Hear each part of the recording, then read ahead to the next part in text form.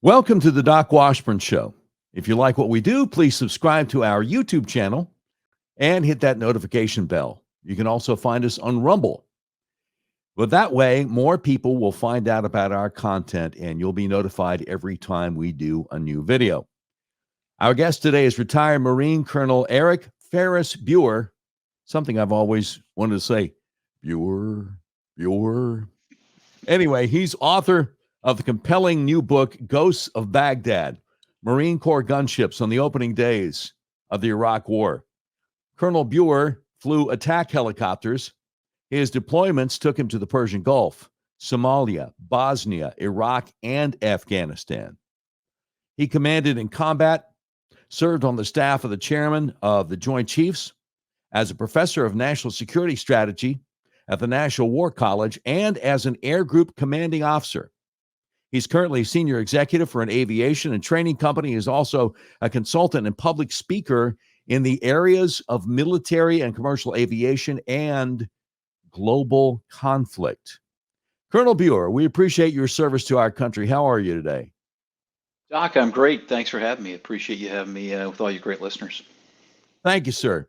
Now, before we get to your book, The Ghosts of Baghdad, since you do have so much military experience and you speak publicly about global conflict, I'd like to begin our interview by addressing the unfolding war in Israel. The attack on Israeli civilians by Hamas on October 7th has been described by many as Israel's 9/11. What are your thoughts, sir? Yeah, I would agree with that assessment.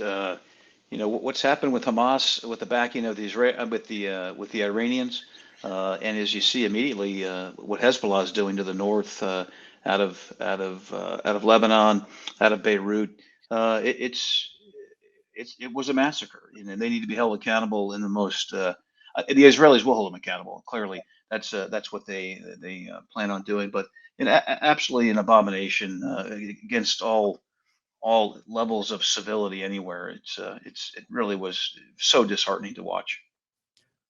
Now, a lot of liberals and mainstream media, but I repeat myself, have said, well, I guess it's okay if Israel retaliates, but not if you wind up killing one innocent civilian in the Gaza Strip. And yet I'm seeing videos of people protesting in Gaza saying, they don't care if Israel has said, get out of there, we're warning you. No, we're going to stay here and make martyrs out of us. And, this is war. And if Hamas is intentionally discouraging people from leaving the Gaza Strip in a time of war, what is Israel supposed to do? I mean, it's child abuse if parents are making their children stay in a war zone, and yet the Israeli military can't really act as child protective services for people in the Gaza Strip. That's a difficult position they're put in, right? Oh, absolutely. There's really no reason that Hamas shouldn't have planned for this. Hamas is very self-serving. They clearly have their own kind of perverted end state in mind, but they don't care about the people. They don't care about the Palestinians. If they did, they would have stockpiled food and they would have ensured energy sources. They would have had water. They would have had negotiations with Egypt. Clearly, that border is porous, and clearly the way out for their civilian population is through Egypt or another, through Jordan or through other, really Arab or Islamic countries that would support them. We know they're going to use them as human shields. They count on that. You look at the grotesque, settings yesterday at the hospital. Clearly, that's the Islamic Jihad, right? The Islamic Jihad they don't care about people. They don't care about the Palestinians. And the fact that they had attempted to turn that as an attack by the Israelis on the hospital when they had misfires with their reported misfires with their missile systems, it just goes to show their complete lack of respect. And of course, the English-speaking mainstream media is like, well, there you go, 500 dead at the hospital as Israel and Hamas argue with each other about whose rocket was responsible. And now it comes out there aren't 500 dead. The hospital's still standing. It looks like it probably was a misfire of an Islamic Jihad or Hamas rocket that landed in the parking lot next to the hospital and caused a small fire. And yet the people who consume their news from the mainstream media, they think that Israel intentionally targeted a hospital and killed 500 people. Yeah, that's the very dangerous part about that. But I have some confidence in this. Unlike any other many other conflicts, the level of transparency by the Israelis I find is really impressive. I mean, they're immediately in front of these stories. They're showing live streaming videos of what's right or what's happening right there on the scene or what's not happening. So I think they're doing a very good job, and that message has to keep coming out. And that message, I believe, it will penetrate through mainstream media because there's only one aggressor here. They've been the same aggressors since 1948, been the same folks that looked to wipe them off the face of the earth for generations, and this is nothing new for them. It's refreshing to see the Israelis have the ability to, through the media, keep the story consistent and what appears to be very transparent. Amen, brother. Okay, so Joe Biden is already headed back from Israel. He went over there to speak to the Israeli prime minister in the middle of a war zone. Can you imagine, you having experience on the staff of the Joint Chiefs? Can you imagine the Joint Chiefs when the idea came up saying, sure, great idea. Yeah, go visit Netanyahu in the middle of a war zone, President Biden. Yeah, good luck. We're not going with you. I mean, who? It doesn't make any sense to me. Right, and I have clearly no information backdoor information on the building of it. But the idea was a summit, right? The idea was a Jordanian summit. You could bring in the leaders of Hezbollah. In this case, you bring the leaders of Lebanon, ostensibly representing Hezbollah, Hamas, and you find a way to have some open dialogue. Of course, that after yesterday, they used the hospital as the example for it to tumble, and I think that the president was left holding the bag, and he just can't cancel the trip. I think he has to make good on his promise, regardless of who actually, it was a big party and no one showed up. So he has to show up. You make a very good point here because the king of Jordan, the prime minister of Egypt, two countries that we give plenty of foreign aid money to are like, now, you know what? Got a prior engagement. Don't think I'm going to be able to make the meeting there with Joe Biden and your Secretary of State Anthony Blinken. What does that say about the respect or lack of respect that heads of foreign governments around the world have for the guy in our Oval Office? I think the Jordanian response is much more problematic to me than the Egyptian response. The Egyptians, of course, they've had in the most very recent history, have had to deal with a tremendous amount of civil war and strife. So it makes it easier for them to say we're going to, even passively support our Muslim brothers and sisters by, sticking our nose up to the Americans. I think they smell weakness. I think they smell a sense that there's no price to be paid for this, and so I think they bought themselves some some good faith with their diehards. No question. Okay, so it's being reported in the media. Admiral John Kirby, communications director for the National Security Council, told reporters aboard Air Force One on the way over to Israel that Biden planned to meet with Netanyahu and the Israeli war cabinet to, quote, ask them tough questions, unquote, about their war plan and their strategy in Gaza going forward. What does that tell you? Well, it tells me there's a lack of communication. He should know exactly what they're doing. As our lead ally in the Arab world. Israel sits in a position that represents a lot of U.S. interests. So the fact that he would say he needs to find out what they're doing, or kind of just, hey, tell me what you guys are doing over here, seems a bit immature. We should know, and I'm sure we do know exactly what their plans are. I mean, they're flying F-16s, F-15s, they're flying F-35s, they're flying the most modern equipment in the world. We have a very good idea what they're going to do and how they're going to do it.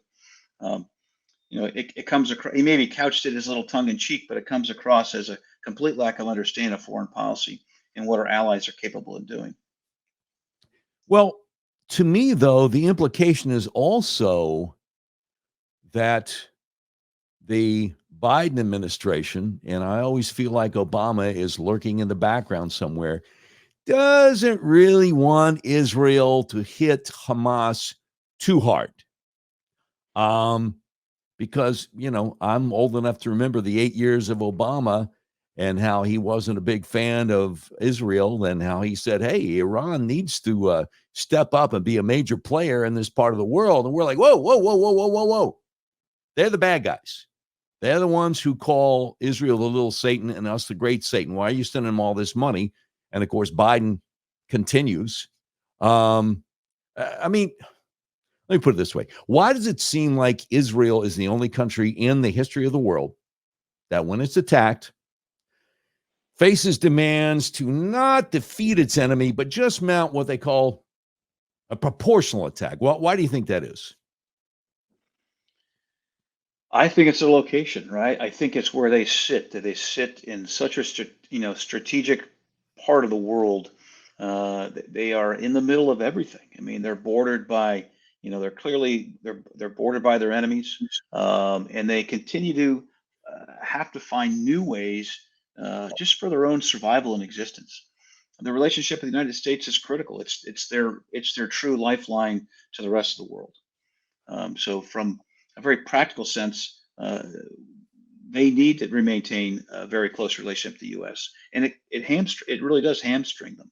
Um, eh, their push into Gaza is so problematic on so many levels, from a military perspective, clearly from an operational, and then really just from a kind of a global, kind of geostrategic position where they can be seen as they'll be portrayed as the bad guys, always, even though they're in a war of survival. It's that is often muted by pictures of children and women and old people being killed in what would be perceived as Israeli aggression. It's a very difficult position they're in.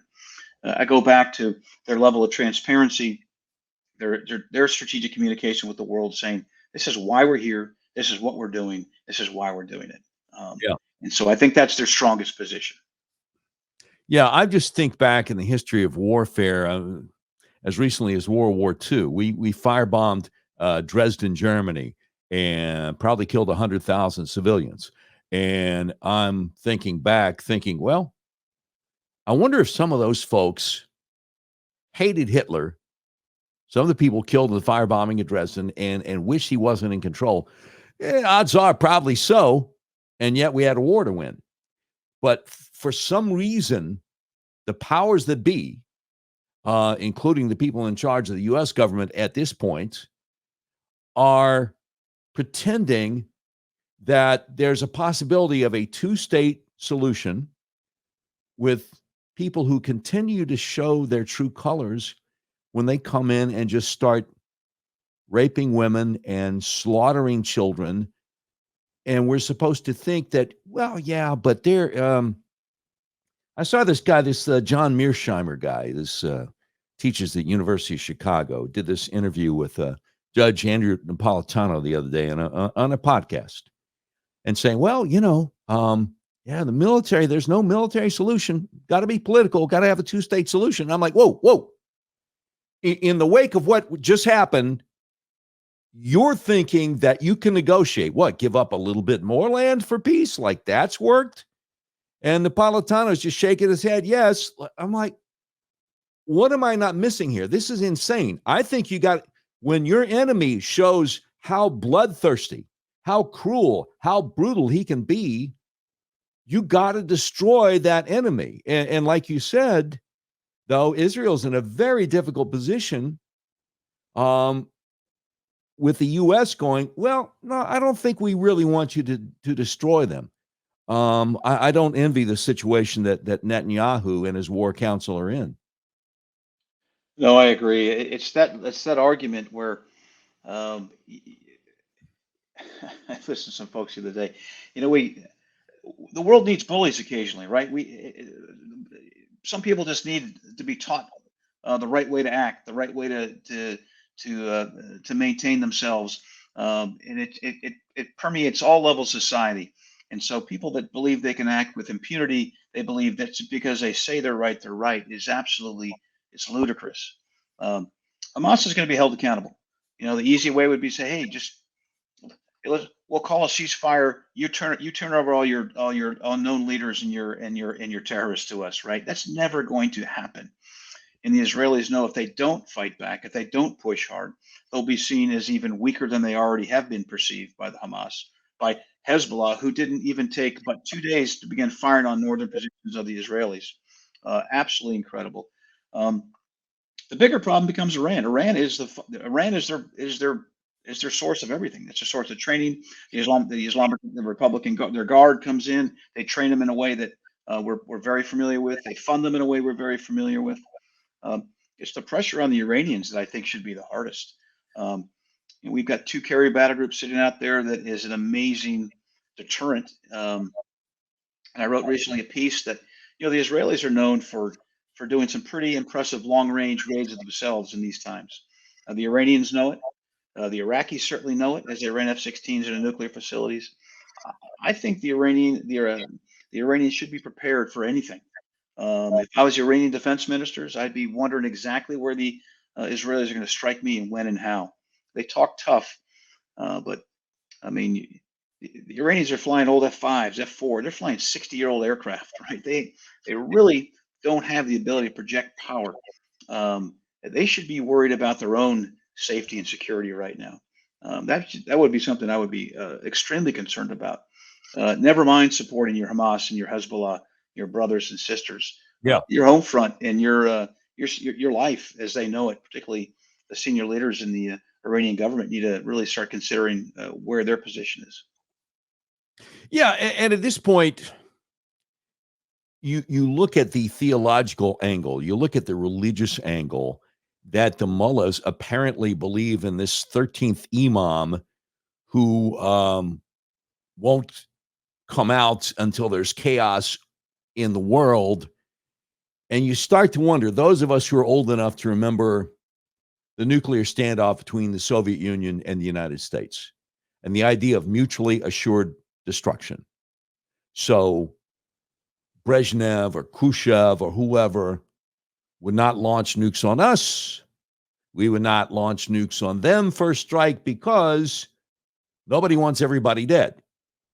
And then you look at the Iranian mullahs and you wonder, do they really want to be martyrs for Allah? Does the idea of mutually assured destruction work with guys like this who think, well, this is what I believe religiously. And it really makes people like us who are coming from such a different worldview wonder what really motivates these knuckleheads. Well, religion plays a massive part, as we all know, and there's still a great divide. So this is something that's often, Hezbollah and Hamas are as at odds with anyone we've seen, right? So we're talking Shia and Sunni, fundamental differences, fundamental disagreements in religion. It's the same with how the Saudis have been brought in to be some type of negotiator with the Iranians. Again, a Shia state and a Sunni state. They do not see eye to eye. Iran sees himself as the regional hegemon, right, in their own right. Saudi Arabia does not see them in that light. So as much as they believe they can, that's what makes it difficult for the Iranians. They're now isolated. Who is going to help negotiate any type of long-term ceasefire, long-term de-escalation of this? It won't be the Iranians. They're not credible. They're not respected, and so it brings in the Saudis, and with the Saudis brings in another entire different problem set. Religion plays a fundamental portion of that. Again, the Sunni and the Shia divide is very great. Of course, Hamas and Hezbollah, again, Sunni, Shia. There's so many complexities that make this a very, very difficult problem set. Again, I don't want to get away from what the Israelis have an absolute right to do, is to defend their state, to defend their nation, defend their people. And first and foremost, I think Hamas and Hezbollah are going to take a beating like they've never taken before. I believe that. And if the Iranians want to put their nose into it, I believe they're going to take a beating as well. They're paper tiger. And I think the Israelis will prove that. Well, as long as we're talking about religion, I think it would be appropriate to say, to your contention there, from your lips to God's ears. I certainly hope so. Our interview with retired Marine Colonel Eric Buer, author of the compelling new book, Ghosts of Baghdad, Marine Corps gunships on the opening days of the Iraq War will continue in just a moment. If you've tried to buy a car recently, you realize you may have a hard time finding what you're looking for. People I know have actually bought vehicles from hundreds of miles away from where they live. That's where Red River Auto comes in. Red River Auto is a big old car dealership in the middle of the USA that believes in freedom, including your freedom to buy a car, truck, van, or SUV the way you want to. You can buy online and they'll drive it to you no matter where you are. Red River Auto wants to make your car buying experience as easy and transparent as possible. Red River Auto Group has perfected the online buying process. Just go to redriverauto.com and pick from hundreds of new and used vehicles. You can purchase a vehicle online. If you have any questions, one of Red River's trained experts will help you through the whole process. Red River Auto makes car buying online easy. Your whole car buying process is completely transparent. If you want to buy a car, truck, van, or SUV, order online from the nationwide car dealer that believes in freedom. The dealer that will deliver your vehicle to your front door, no matter where you live in the continental U.S., redriverauto.com. You'll be glad you did. I want to tell you about the best kept secret in American healthcare. Are you having problems with sinuses and allergies? Are you experiencing dizziness, vertigo, problems with your blood sugar, fibromyalgia, eczema, psoriasis, migraines?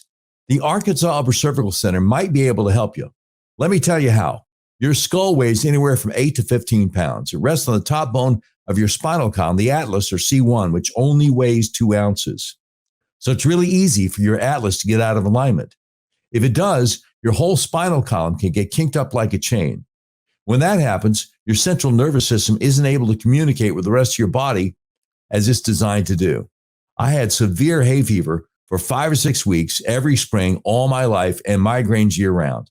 When I got my atlas adjusted, the hay fever went away and the migraines went away for good. Whatever malady you're suffering from, do yourself a favor.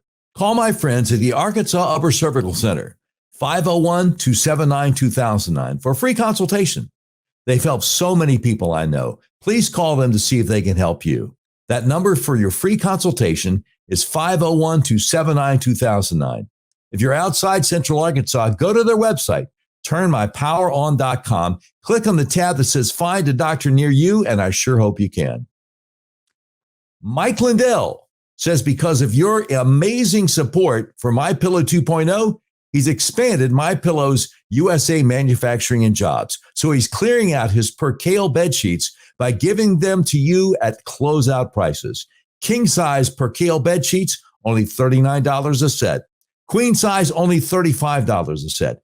Full size, $29, and twin size, just $25. Use promo code DWS to take advantage of this once-in-a-lifetime offer.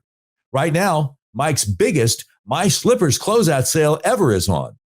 Get Mike's all-season My Slippers and sandals at clearance prices. Mike's all-season moccasin slippers are just $25. Mike's My Slipper sandals are just $19.50.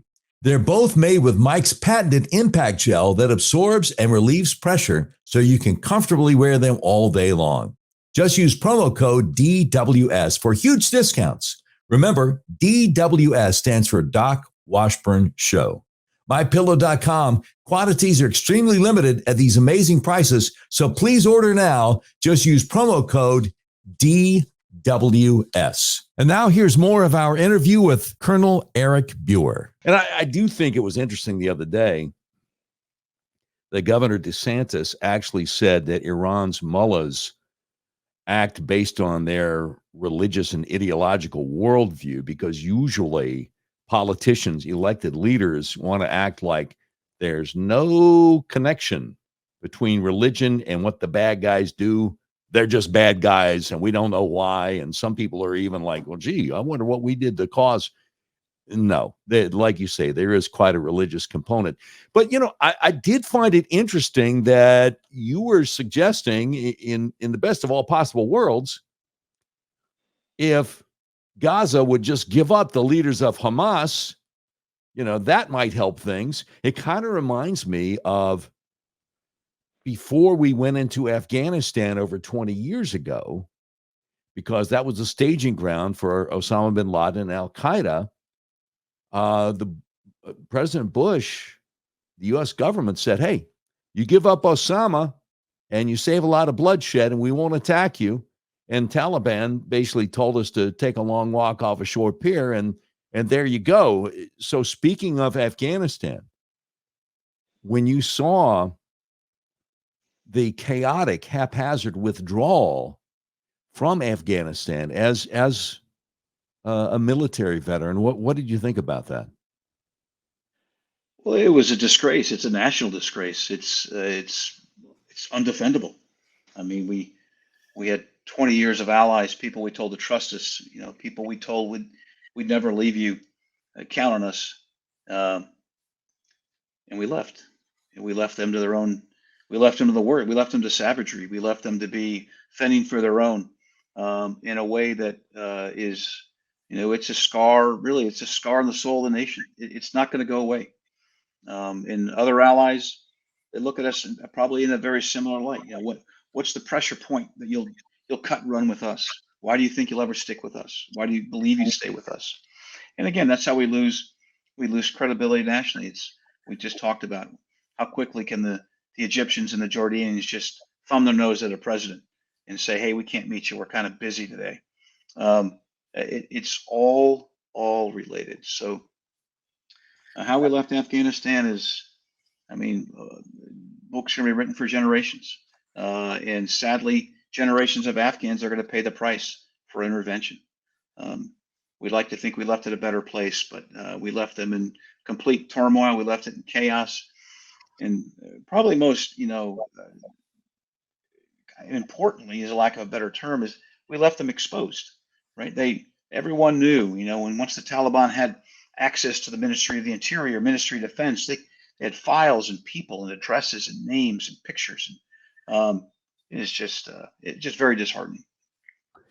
So my understanding is that if we had conducted the withdrawal through the Bagram Air Base, instead of just closing it up in the dead of night and not even telling the Afghan government and forcing the withdrawal to be from the airport in the middle of Kabul, a major metropolitan area that was indefensible, and we wound up getting 13 of our service members killed there.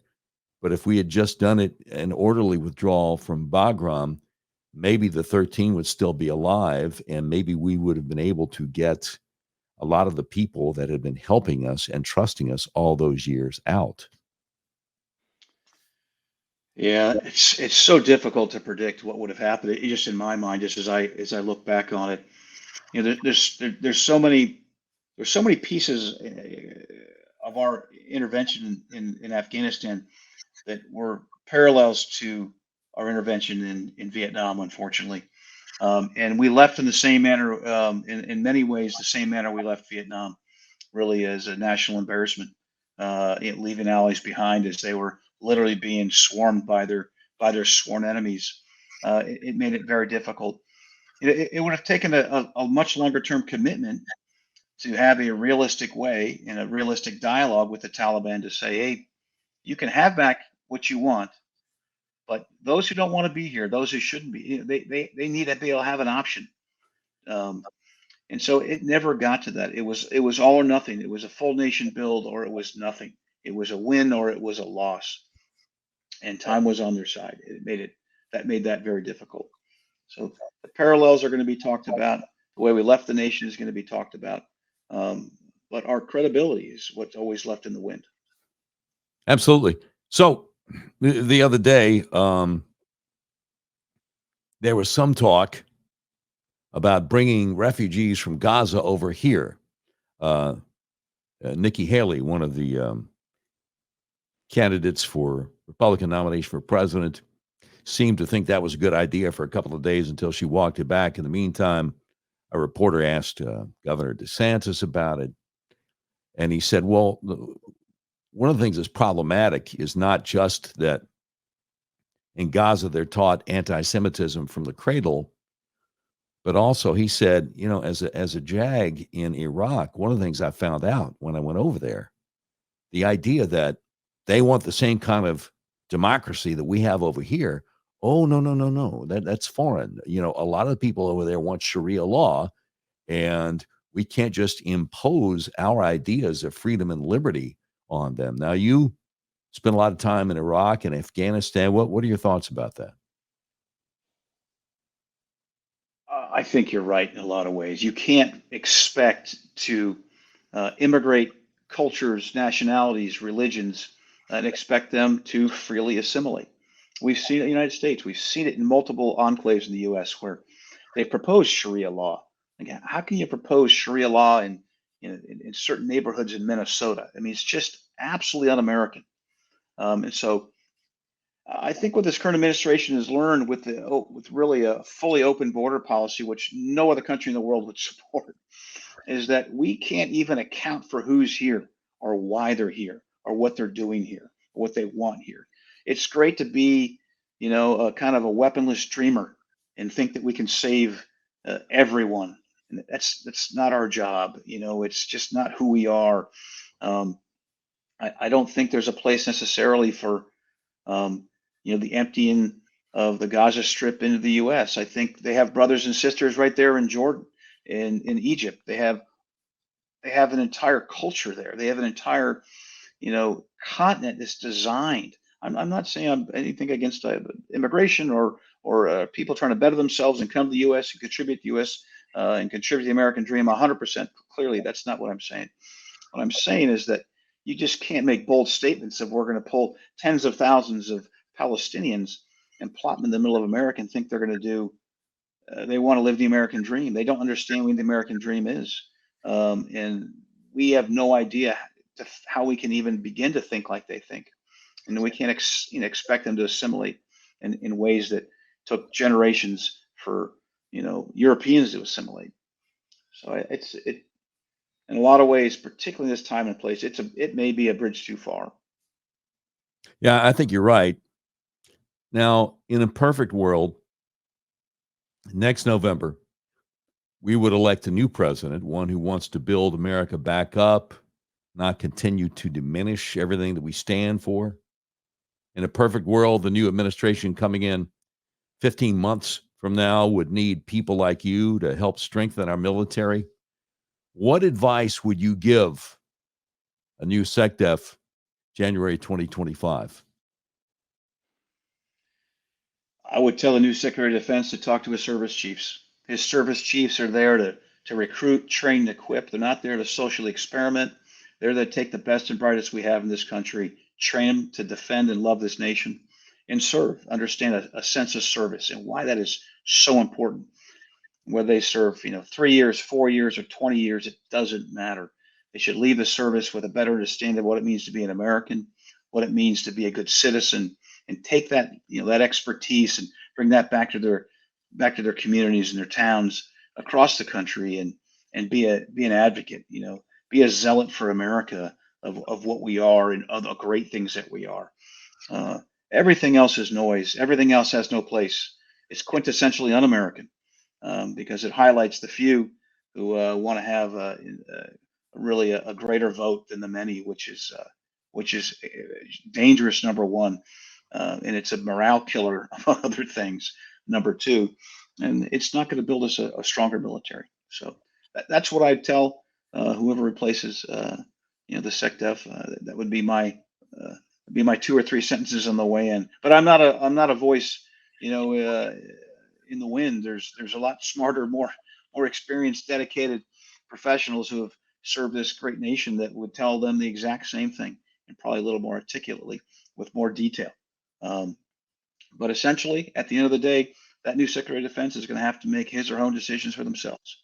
They're going to have to hopefully have the tools and the wisdom and the latitude to make those decisions that best represent all of us that are now out here in the civilian world, hoping and praying that our next generation is. We really do know the next generation is better than we ever were, but it continues that growth and development. Well, I've been reading your new book, Ghosts of Baghdad. I think you're a pretty sharp fellow yourself. So let's talk about that. Why, for our viewers today, why is it called Ghosts of Baghdad? Well, there's a lot of reasons. I don't want to spoil it, but I tell you, nothing really scars the soul than a good dose of horror. And I tell you, I felt every. I was a night in this book. I was a night flyer, night flight lead, and there's things that happen to you when you're flying at night that reminds you of when you're a kid, right? You don't always need to hear a door slam to know you're not alone, right? So I always felt someone was out there with me, someone chasing me, um, someone out there to kind of just, in lack of a better, is just to destroy us all.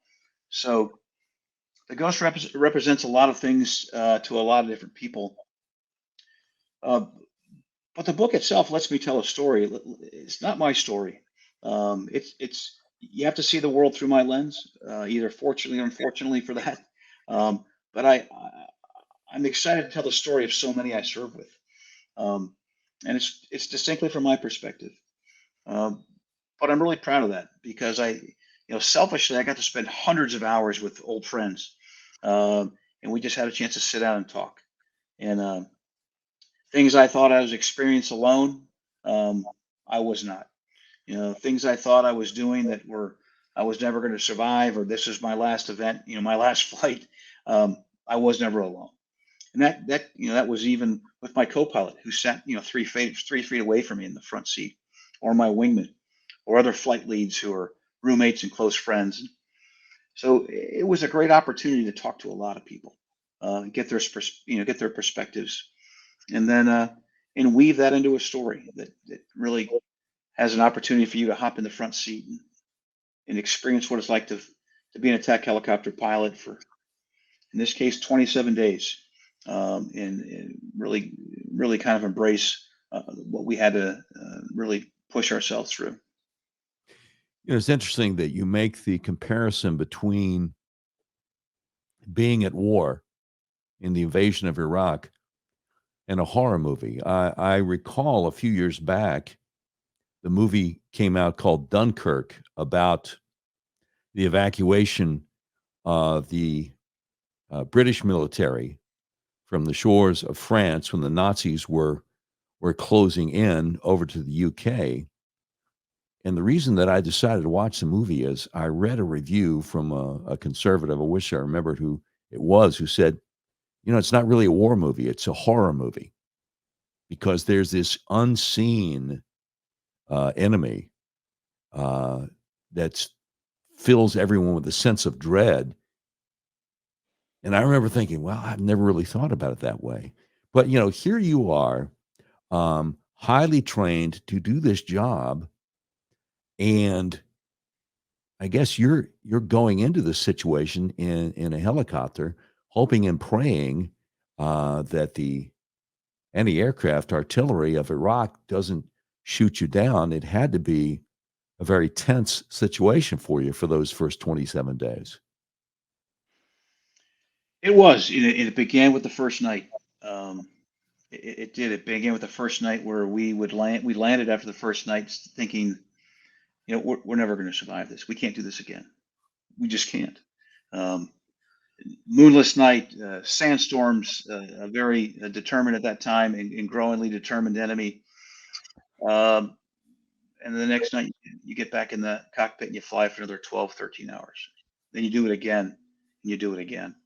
Um, but as I think I talked through the story, there's so many other people out there that are counting on you, the people that depend on you, people that know you're there. There's these things that drive you that you never thought you had. There's places you kind of dug yourself out of, kind of mentally or emotionally, that you never thought you could dig yourself out of, and you just press, and you just keep pressing on. And I get a chance to talk a little about the Marines we support, and that's really what it's all about. And again, I'm biased as a Marine. Every Marine's a rifleman, and there's no reason I can't be pushing myself and my wingman through a sandstorm in the middle of the night to support armored reconnaissance units. I mean, they're out there doing it. They're under tremendous pressure. They're under enemy fire. If they're there, we're there. And so this great sense of teamwork, this great sense of camaraderie, uh, was always there, but it forms and it solidifies. And you see, as the story goes, we all face challenges that we really never thought we could overcome, and we day by day, hour by hour, we get better, and we find a way to keep driving. The conclusion of our interview with retired Marine Colonel Eric Buer, author of the compelling new book, Ghosts of Baghdad, Marine Corps Gunships on the opening days of the Iraq War, is coming right up. The great Ronald Reagan once said, inflation is as violent as a mugger, as frightening as an armed robber, and as deadly as a hitman. Have you thought about the benefits of investing in precious metals? Here are 5 profound benefits. Number 1, investing in precious metals is a hedge against inflation. Number 2, it's a great way to diversify your portfolio. Number 3, asset liquidity. Number 4, precious metals tend to be a store of value. They don't tend to depreciate over the long haul. And last but not least, number 5, precious metals can be a hedge against geopolitical uncertainty and the struggling U.S. dollar. Andrew Sorcini with Beverly Hills Precious Metals has been involved in gold and silver for over 40 years. Beverly Hills Precious Metals brings precious metals to the homes of everyday American citizens. Mike Flynn told us about them, and they are our gold buyer of choice. To find out more, just Google Beverly Hills Precious Metals. Make sure you ask about the General Mike Flynn silver coin and tell him Doc Washburn sent you. Beverly Hills Precious Metals helps folks protect their finances, wealth, and investments. If you want to drop your big liberal cell phone carrier, Patriot Mobile, America's only Christian conservative wireless carrier, is a perfect solution. Patriot Mobile has exceptional nationwide coverage and uses the same towers the main carriers use. Patriot Mobile guarantees your coverage. Patriot Mobile has plans to fit any budget, along with great discounts for our veteran and first responder heroes, as well as multi-line users. And switching to Patriot Mobile usually only takes 15 to 20 minutes. When you switch to Patriot Mobile, you shift your support from the leftist progressive agendas of Big Mobile to the Christian conservative causes of Patriot Mobile. Patriot Mobile donates a portion of every dollar earned to organizations that fight for causes you care about. A portion of every dollar they earn is given back to the causes that support organizations that fight for First Amendment religious freedom, freedom of speech, Second Amendment right to bear arms, sanctity of life, and the needs of our veterans and first responders. Now more than ever, it's important to band together and support companies that share our conservative values. Switching is easy. Just do what I did. Go to patriotmobile.com or call their U.S.-based customer service team at 972-PATRIOT. Make sure you use promo code DOC, that's DOC, for free activation. Let me ask you something. Why continue shopping big box stores if you can get the items you need from a family-owned company? Now you can get around this crazy inflation by shopping factory direct at a family-owned, made-in-America manufacturer. Americans are walking away from the big box conglomerates and deciding to buy only USA. Join with fellow patriots to cut off the cash flow of the big woke corporations that are trying to destroy our country. These products include fresh American-raised beef, raised in the Montana mountains near Yellowstone. This beef is known as Never Ever. Never has the animal ever been exposed to antibiotics, hormones, or vaccines. This prime or high choice beef is shipped directly to your door. Pricing and availability is exclusive only to our members and isn't shipped anywhere else in the world. Let's start voting with our dollars to make sure our purchases are supporting companies that promote freedom. Email us at buyonlyusa@proton.me, and I'll have one of my guys contact you. Buyonlyusa@proton.me. And now the conclusion of our interview with Colonel Eric Buer. The way you describe not just the moonless night, but the sandstorms for people of a certain age, it brings back the story of the hostage crisis when Iran had, I think it's something like 44 Americans held hostage. And late in the Carter administration, the decision was made to try to do a rescue attempt. And I believe we lost maybe 8 or 9 service members and a couple of helicopters that were downed in the midst of a sandstorm all those years later, when you guys are going into Iraq and flying helicopters with very little visibility in sandstorms. Were you keenly aware of that history going back to, I guess, 1979 or 80? Yeah, Desert One was a seminal point in aviation, helicopter aviation, joint operations, certainly, where you're trying to mix Marine crews with Air Force crews and heavy lift helicopters and transport, refueling aircraft. Um, so for me, I had a chance to serve previously in some pretty challenging environments. I refer back to my time flying in Somalia. I call it, kind of pre-Black Hawk Down and post-Black Hawk Down, where I had an opportunity to serve there. Um, the weather is its own weapon. The weather's the enemy's. It's another weapon for the enemy. It's another weapon against us. We have to find a way to defeat. But my purpose of talking about weather and the night in these environments was all these things come together. Like, thinking enemy, an agile enemy, a sense of mission and kind of a sense of urgency for us.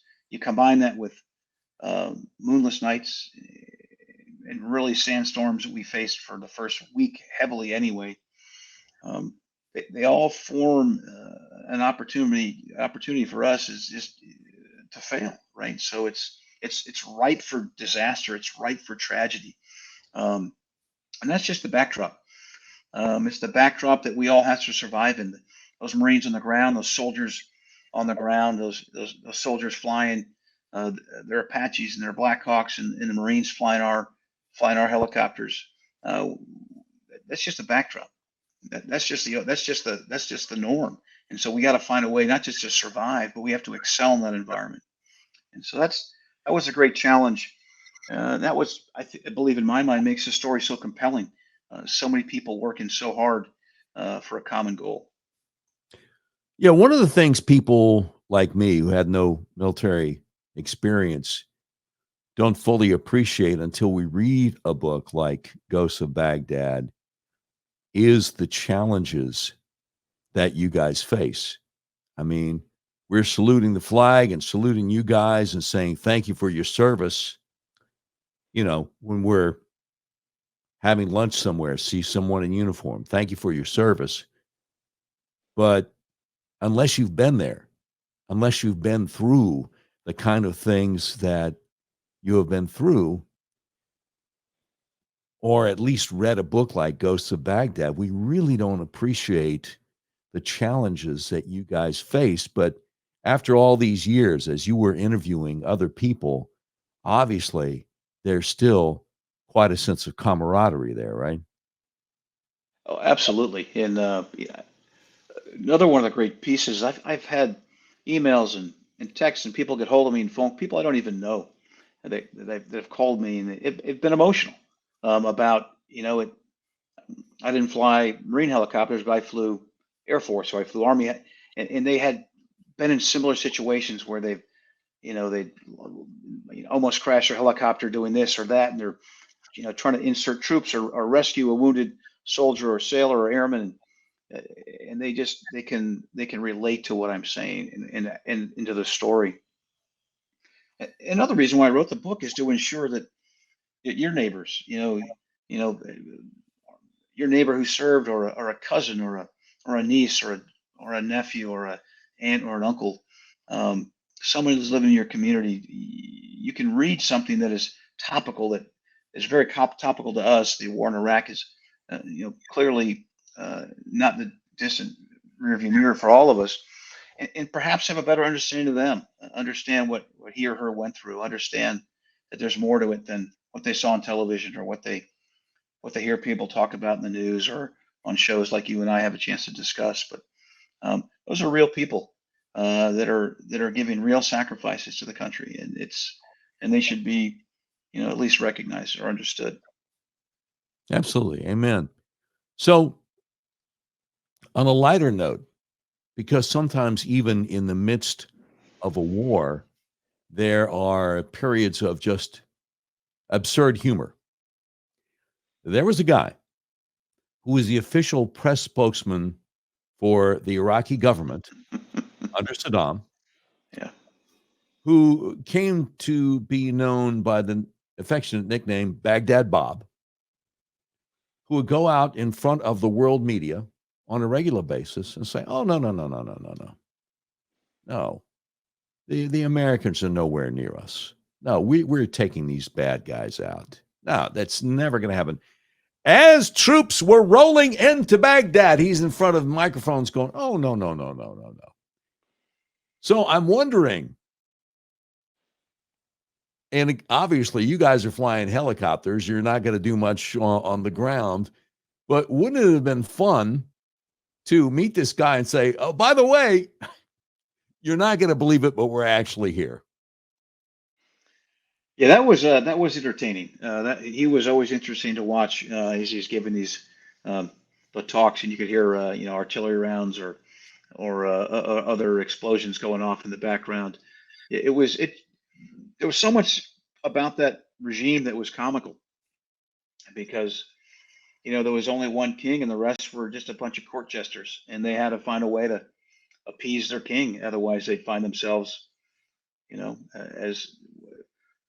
as Stalin did to his, as Saddam Hussein did to his, as any despot does to anyone, as the Iranians do to theirs, right? They'll find themselves hung by their thumbs or stoned, or they'll simply be disappeared.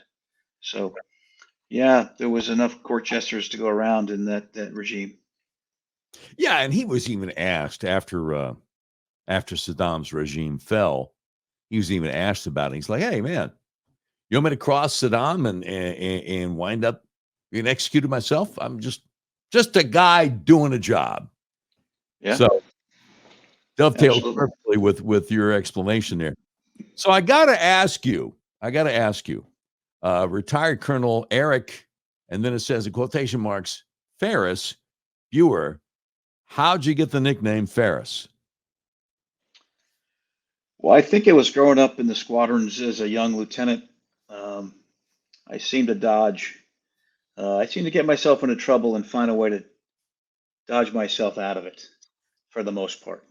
Dodge the flack of senior officers, and so my first squadron commander gave me the call sign, and I would much rather have preferred, the assassin or the ninja, right? But that doesn't happen. You don't get those, and once you have a call sign, you can't change it. It's there for your career, so you embrace it. So it's not like your CO or somebody reminded anybody of Ben Stein in the Ferris Bueller's Day Off movie, going, as I did on the introduction here today, Bueller. I mean, that didn't actually happen. No, it didn't go to that extent, but I suspect potentially there was a combination of things that led to it. And once your commanding officer says that's your call sign, there's no debate. The gavel has been pounded, and forever you'll be known as, and you just smile and wave. Absolutely. All right, retired Marine Colonel Eric Buer. This is such a compelling new book, Ghosts of Baghdad, Marine Corps Gunships on the opening days of the Iraq War. It's available everywhere, Amazon, Barnes & Noble. Of course, at your website, please give people the URL for your website. It's ericbuer.com, ERICBUER, ericbuer.com. You can absolutely order it through there. You can order it through my publisher, Ballast Books. But as you mentioned, yeah, if you Google it, it'll pop up. Any place you want to order your book, it's available on Kindle, Audible, certainly in hardcover. Yeah, we love and appreciate your support. Yes, sir. And of course, going forward, we live in a very dangerous world. Do you have any parting thoughts for our viewers today? Like I am, I'm confident. Every day I'm confident. I'm in a great part of the country. You see young people here every day in the military. Be confident. The next generation is going to take great care of us. They're going to defend our nation. They're as smart and as agile as we ever were. I'm eternally optimistic, and I think in the next couple of years we're going to see that optimism turn into reality. I certainly hope so. Again, from your lips to God's ears, Eric Buer. God bless you, sir, and we wish you Godspeed. Thanks, Doc. Appreciate it. It's time for our tweet of the day, brought to you by Red River Auto. Red River Auto, big old car dealership in the middle of the USA that believes in freedom, including your freedom to buy the car, truck, van, or SUV of your choice online at redriverauto.com and have it delivered to your front door anywhere in the continental USA. Tweet of the day. Today's tweet of the day is from the cartoonist Bosch Fawston, creator of the anti-jihad superhero Pigman and winner of the Draw Muhammad cartoon contest. And here's what he says.